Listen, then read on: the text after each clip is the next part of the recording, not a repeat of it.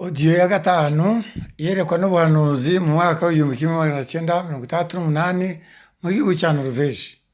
Ibi ngiye gusoma muri iyi odiyo ya gatanu byahishuwe n'Imana mu mwaka w'igihumbi kimwe magana cyenda mirongo itandatu n'umunani mu iyerekwa ryahawe umukecuru w'imyaka y'ubukure isaga 90 mu gihugu cya Noruveje mu Burayi. Ni iyerekwa ryerekana ibihe by'imperuka uko bizaba bimeze, byerekana ibizabanziriza kugaruka kwa Yesu gutwara abe mu ijuru n'ibizakurikiraho ku isi. Kandi ni iyerekwa ryerekana intambara rurangiza ya gatatu y'isi yose i Burayi. Imana yamweretse ibimenyetso bitanu byerekana uko umuco w'abantu uzaba umeze muri iki gihe mu bihugu byo ku isi. Ibimenyetso bitatu nabisomye muri odiyo ya mbere. Muri odiyo ya kabiri nasomye ikimenyetso cya kane n'icya gatanu. Muri odiyo ya gatatu n'iya kane natinze ku kimenyetso cya gatanu, ngerageza gusobanura uko numvise ibivugwamo muri iki kimenyetso cya gatanu. Ikimenyetso cya gatanu haravugwamo ibintu bitanu, nabyo ni ibimenyetso bizagaragara iyo ntambara imaze kurangira, imirwano imaze kurangira mu bihugu imirwano izaba yabereyemo. Ibyo bintu bitanu byose cyangwa n'ibimenyetso hamwe bisobanura ikintu kimwe: ubwoko bw'ibitwaro kirimbuzi bizaba byakoreshejwe mu mirwano muri iyo ntambara ya gatatu y'isi.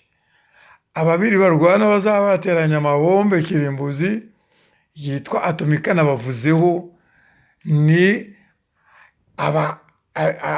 abibumbiye hamwe ibihugu bikize cyane bitwa abakapitaliste, n'abandi nabo bibumbiye hamwe bitwa ibihugu byibumbiye hamwe nabyo birakize cyane byitwa abakomunisiti. Bazaba bahanganye rero bacakiranye, umuntu yakwibaza ngo ni ryari. Reka dukomeze twumve inkuru y'umukecuru. Reka nsobanure nk'umwarimu rero usobanurira abanyeshuri be icyigisho kugira ngo mwumve neza ibyavuzwe n'uyu mukecuru mu buhanuzi bwe. Iyo ntambara uko izaba imeze.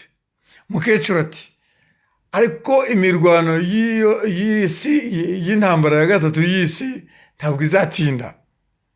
Kurwana bizahita birangira vuba. Ikibazo ni iki? Kuki kurwana bitazatinda? Kuki bizarangira vuba? Nasubiza nti nuko umwe azaba yemeye ko aneshejwe, ko atsinzwe ruhenu. Ndabaza nti ninde ntuzaba yakubititse cyane kuko Imana yabihanuye atagishoboye gukomeza imirwano? Ninde? Nyamara ukurikiranye iyi nkuru ya mukecuru urasanga ari abakapitaliste bazaba baneshejwe. Mukecuru ati: ariko intambara ya gatatu y'isi ndizamera nk'intambara ya kabiri y'isi. Aravuga iri ntambara ya kabiri y'isi yabaye mu mwaka w'igihumbi kimwe magana cyenda na 40 kugeza muri 1945. Ndabaza nti kuki izo ntambara z'isi zitazamera kimwe? Ngasubiza nti nuko ibitwaro kirimbuzi bitera za bomba atomika bizaba byakoreshejwe cyane muri iyi ntambara ya gatatu y'isi mu Buraya, muri Amerika, muri Australia no muri Aziya. Bizaba ari byo byakoreshejwe cyane. Nyamara ntabwo mu ntambara ya kabiri y'isi yabereye mu Buraya habayemo imirwano koko ikomeye, ariko nta mabombe atomika yakoreshejwemo. Niyo mpamvu iyo mirwano yatinze imara imyaka 4. Nyamara mu Buyapani bombe atomika zakoreshejwe mu mwaka wa 1945, aho igihumbi kimwe magana cyenda 1945 zakoreshejwe. Imirwano ihita irangira muri icyo cyumweru kubera ibyo bitwaro kirimbuzi Amerika yateye mu mijyi ibiri y'Ubuyapani.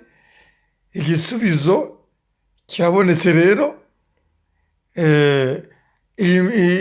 Uko iyo ntambara yahise irangira, Abayapani bakavuga bati turatsinzwe dahandi tugiye kurimbuka, nimurekere aho ngaho muduhake. Niko n'iki gihe bizagenda. Abatewemo za bomba atomike cyane bazagira ubwoko bagiye kurimbuka burundu, bahita bavuga bati imirwano turatsinzwe ruhenu, mbese nimuduhake ariko murekeraho tutarimbuka. Umva dogiteri muri teolojiya Minos Emmanuel uko adutekereza iby'iyo nkuru yarimo yumvana uyu mukecuru, ati umukecuru arambwiye asoza ati nishimiye ko ntazigera mbona ibyo bintu bibi ndetse biteye ubwoba Imana yanyeretse, ariko igihe nikigera, igihe cyegereye kuza kwa Yesu gutwara itorero rye, ugomba gutinyuka ugatangaza ibintu ubwiye neretswe n'Imana. Nta kintu na kimwe kivugwamo kivuguruza Bibiliya cyangwa Bibiliya ivuguruza. Ariko abantu bose basabye Imana, basabye Yesu imbabazi z'ibyaha byabo, yarababariye, nibo bemeye ko Yesu azababera umukiza w'imitima yabo n'umwami n'umugisha wabo. Yesu azabarinda iby'iyo ntambara mbi kandi azabarokora. Amen.